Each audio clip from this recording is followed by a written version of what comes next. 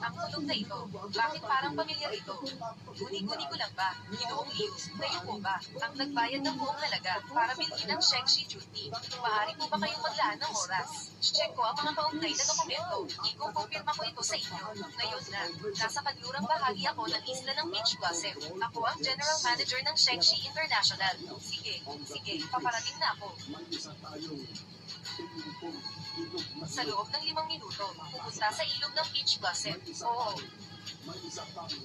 Ngayon naniniwala ka na ba? Akala mo batang ako. Kung binili mo ang Shengshi duty, ako na ang pinakamayaman sa mundo. Zhao Tengfei, sinasabi ko sa'yo, ako ay isang mahalagang bisita ng Shengshi. Kung manggahas kang saktan ako, ang mga kahihinatnan ay hindi mo kakayanin. Naglalagay ng sibuyas sa ilog ng baboy. Ano bang pinapakita mo? Mahalagang bisita pa. Kung ikaw ay mahalagang bisita, tatanungin mo ang mga bababa.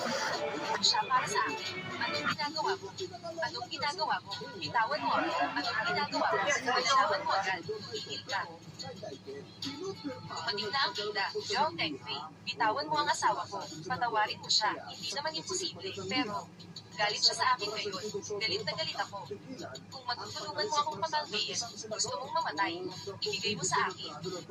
Binabantaan mo ako. Gusto mo bang makipagkita kay Satanas? Paborit mo ang damit mo. Makipagtulungan ka ng maayos. Kung hindi, ipapagawa ko kay Gui, ang taong ito, tatapon sa ilog para ay pakig sa mga isda. Subukan mo.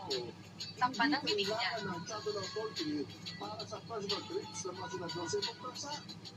Bilisan mo.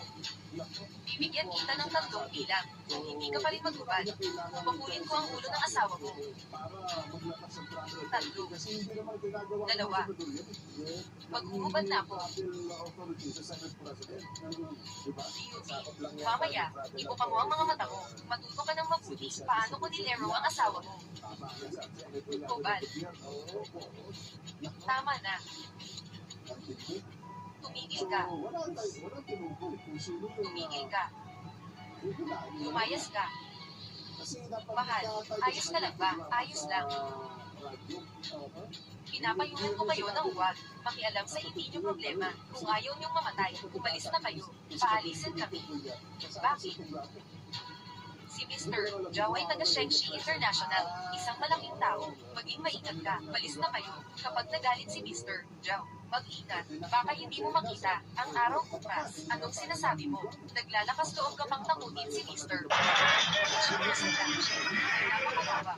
Ang mga taong nagkakamali sa akin ay bihirang maganda ang kahihinatnan. Napakagagalit sa kanila.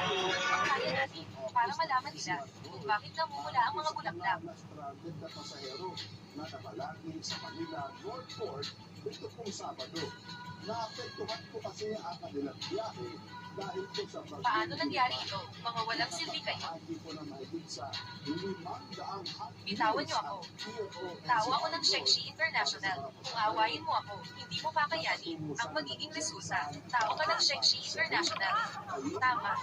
Tao ako ng Shengshi International. Ako ang sales supervisor, Zhao Tengfei, sa buong Jiangcheng. Ilan lang ang mga tao na hindi nagbibigay galang sa akin. Sabihin mo, ikaw ang manager ng Shengshi International. Natakot ka na ba? Ay, pa-check mo. May ganitong tao. Tanggalin siya. Oo. Hello, HR ba ito? Paki-check kung meron tao na ang pangalan ay Zhao Tengfei. Tequila. May ganitong tao. Ang HR department, tinanggal na si Zhao Tengfei habang buhay na hindi tatanggapin. Ako ang haligi ng Shengshi International. Pundasyon sa karapat-dapat ba kayong magtanggol sa akin? Bitawan mo. Telepono ng kumpanya. Hello. Guys, lahat na yan.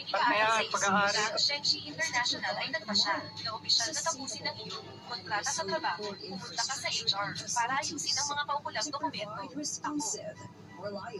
Natanggal ako sa trabaho. Imposible. Sino ka ba talaga? Ito ay mula sa Shengshi International. General Manager, ikaw na isang maliit na tagapamahala na naglalakas loob magyabang sa harap ni Mr. Wang. Walang alam sa 3 buhay. Ano? Ikaw. Ikaw si Mr. Wang. Ako nga.